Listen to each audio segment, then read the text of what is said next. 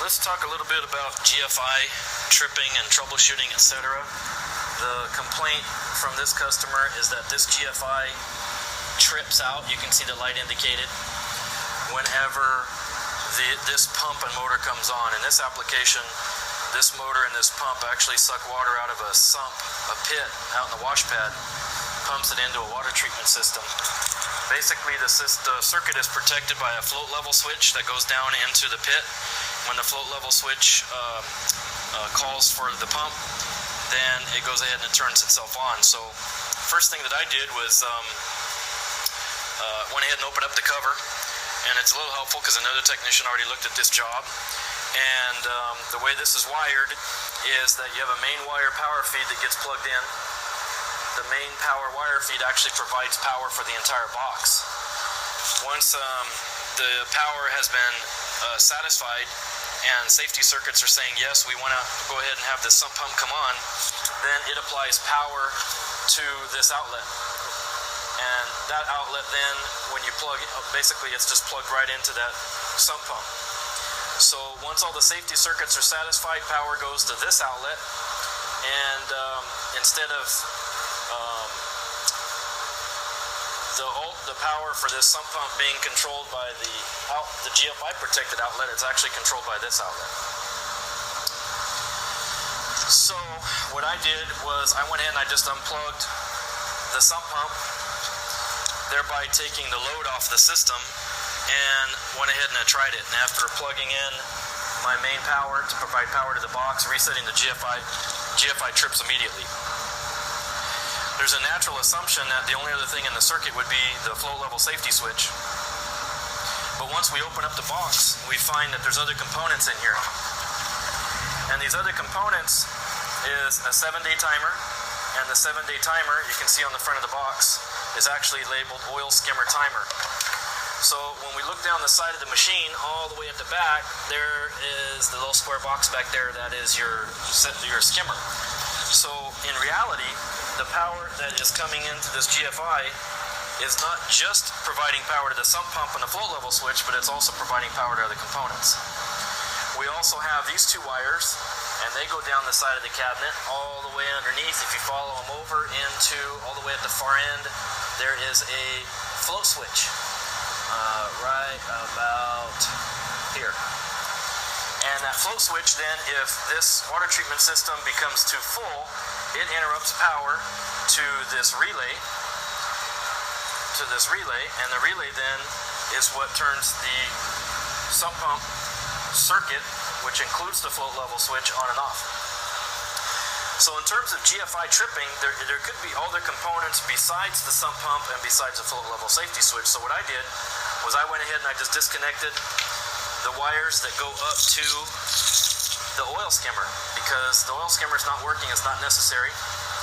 And the oil skimmer is controlled by the 7-day timer. So there was a series of wires across the back side. I removed all of those wires, you can see them there.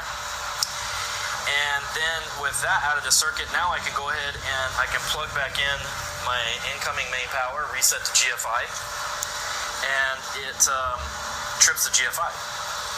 So then, since the only thing left in the circuit then is the actual toggle switch for the sump pump, and the relay for the sump pump, and the float safety switch inside the cabinet. So I'm really down basically to 3 components.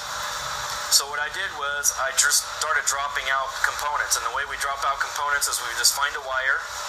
For example, this wire, which comes from the toggle switch, goes all the way up over into the float level safety switch and then comes back down again and energizes a relay. So I unplug that from the relay, thereby taking it out of the circuit. When I plug in the system, it trips the GFI. So I know the problem's not there. I hook it back up again, and then we take out the relay. So what I do is I take the load off of the relay, which is the load.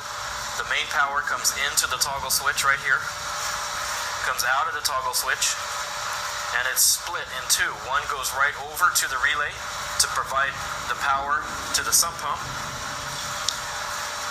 and the other leg goes up over to the float safety switch.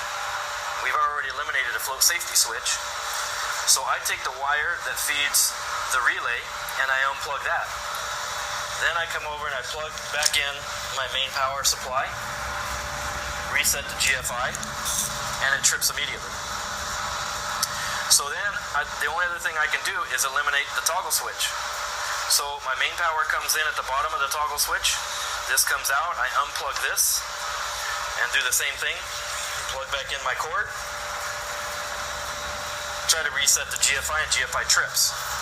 So about the only other thing that it can be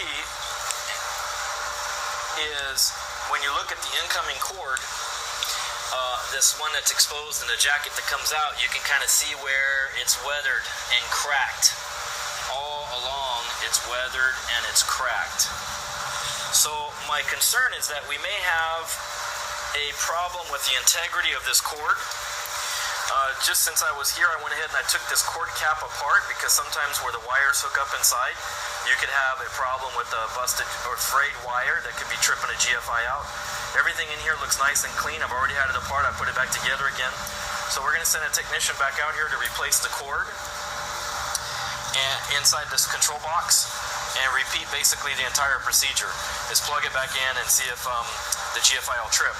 We can take the sump pump and we can plug the sump pump, the yellow cord, right directly into this GFI protected circuit, and it works just fine. It doesn't trip the GFI.